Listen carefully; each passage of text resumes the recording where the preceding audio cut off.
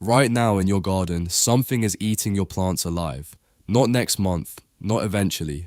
Tonight while you sleep, slugs come out after dark and they shred your lettuce, your tomatoes, your strawberries, your hostas, anything with a soft leaf, and by morning all you've got left is a slime trail and a skeleton. 55% of American households garden. That's over 71 million homes. And slugs are the #1 invertebrate pest for home gardeners in most of the country. So you go to Home Depot and you grab a bag of Sluggo pellets for £12. You scatter them around your beds. It rains and they dissolve. You buy another bag, and another every 2 weeks all season long. But what if I told you there's something sitting in your kitchen right now that kills slugs dead? Something you literally throw away every morning, published in one of the most prestigious science journals on Earth. And the £3.2 billion pesticide industry made sure you'd never hear about it. They buried it. Not because it failed, not because it was dangerous, because it worked and it was free. A gardener who solves their slug problem with yesterday's coffee grounds is a gardener who never buys another bag of pellets again, never grabs another spray bottle off the shelf, never refills a subscription.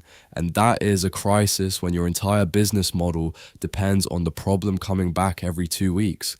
This is the story of spent coffee grounds, the £0 slug killer that the US home and garden pesticides industry has spent 2 decades making sure you'd never take seriously. Welcome to Buried Remedies. Subscribe and hit that notification bell because this kind of video doesn't get recommended twice. Now let's pull this one out of the ground. The year was 2002, Hilo, Hawaii, the USDA's Pacific Basin Agricultural Research Center. A research biologist named Robert G. Hollingsworth had a problem.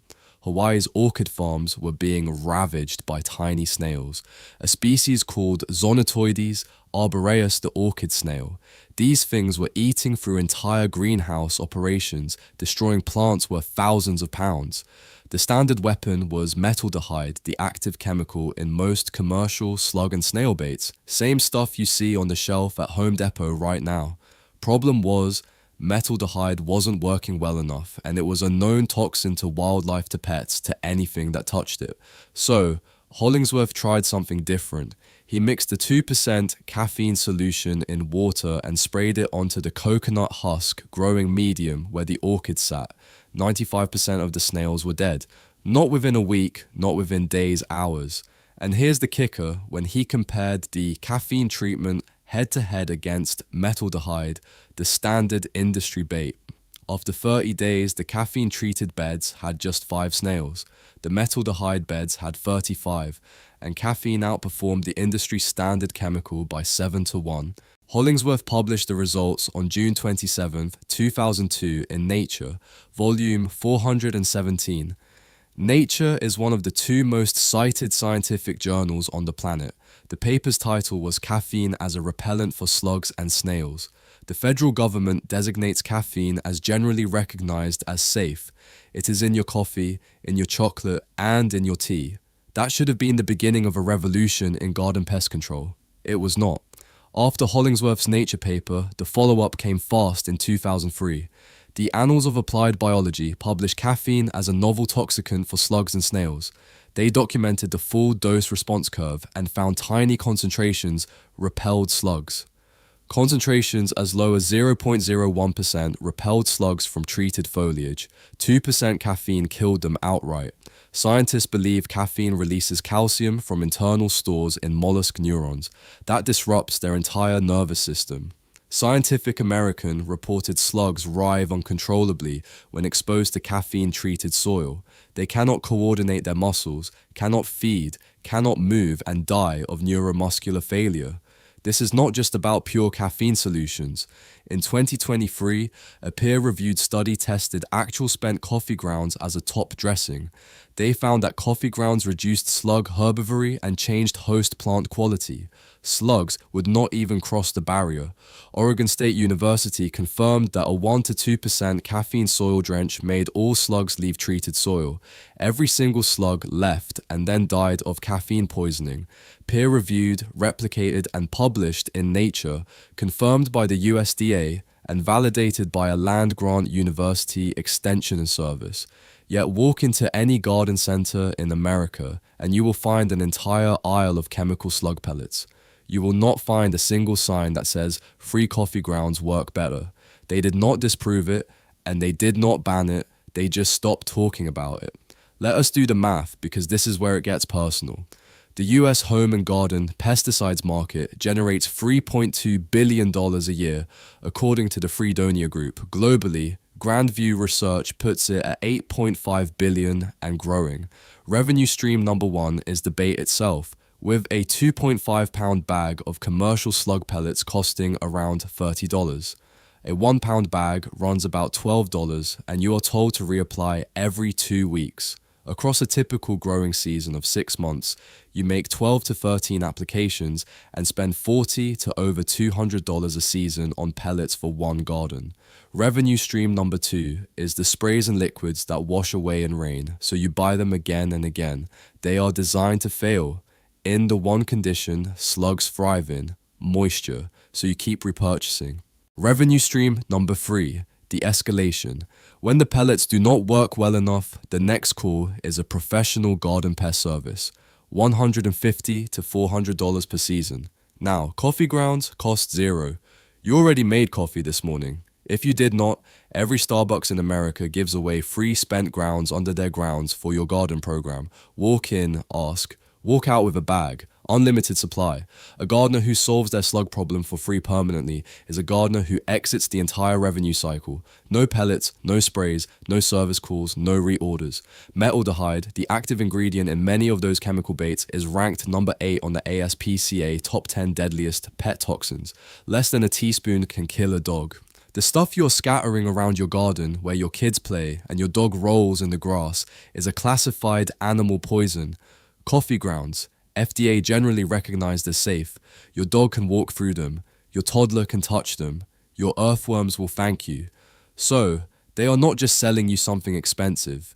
They are selling you something dangerous while the free safe alternative sits in your trash can. If you are still here, you now know more about slug control than 90% of the gardeners who will spend $200 on pellets this summer. That is why this channel exists. If this is your first time, subscribe. Not for me, for the next one, because the next one goes even deeper. Now stay right here. The part that saves your garden starts right now. Here is your game plan, 4 steps, $0, 0 chemicals. Materials, total cost 0. You need 2 things. First, spent coffee grounds, save them from your morning pot or grab a free bag from any Starbucks, Dunkin' or local cafe. Second, a batch of strong brewed coffee. Just make an extra pot. That is it. Optional, a basic spray bottle. You probably already have one, if not $1 at Dollar Tree. Step 1, build a barrier. Take your spent coffee grounds and spread them in a ring around the base of every plant you want to protect, about a ½ inch thick, 2 to 3 inches wide. Think of it like a moat. Slugs will not cross fresh coffee grounds. The caffeine and the gritty texture repel them on contact. The 2023 agriculture study confirmed that top-dressed coffee grounds reduced slug herbivory through both chemical repellents and texture aversion. Hit your most vulnerable plants first: lettuce, strawberries, hostas, basil, cabbage, seedlings, anything with soft, tender leaves. Step 2, make the soil drench. Brew a pot of strong coffee, let it cool to room temperature, mix it 1 part water, 2 parts coffee. Pour this solution directly onto the soil around your plants, not on the leaves, yet just the soil. This delivers caffeine straight into the growing medium. According to Oregon State's Linda Brewer, this concentration mirrors the 1 to 2% solution that caused 100% of slugs to abandon treated soil in the USDA research. Step 3, the foliar spray. For leaf protection, dilute further. 9 parts water to 1 part brewed coffee. Pour it in your spray bottle. Mist the undersides and tops of leaves, especially in the evening before slugs come out. One important note from OSU. Test spray a few leaves first and wait a couple of sunny days to check for leaf burn. Most plants handle it fine, but test first. Step 4. Maintain the perimeter. Reapply your coffee ground barrier every 1 to 2 weeks or after heavy rain. Top up the soil drench after any big downpour. The good news? You make coffee every day. The supply never runs out. Pro tip, Spent coffee grounds contain roughly 2% nitrogen and trace minerals like phosphorus and potassium. As they break down, they improve your soil structure, boost drainage, and attract earthworms. So you are not just repelling slugs, you are feeding your soil for free. You are getting a pest barrier and a fertilizer in one step. The commercial products give you a poison that washes away and leaves nothing behind. One honest note, caffeine is FDA generally recognized as safe, and spent coffee grounds are common composting material. However, moderation matters. Oregon State University warns against over-applying. Too many grounds can temporarily tie up nitrogen in the soil and inhibit seed germination. Keep coffee grounds under 20% of your total compost volume. Use them as a top dressing, not a blanket. For pets, spent grounds are generally safe, but large quantities of caffeine can affect small dogs or cats. Spread thin as directed here, the risk is negligible. But if your pet eats coffee grounds by the handful, call your vet. This is educational content, not professional horticultural advice. Your garden, your call.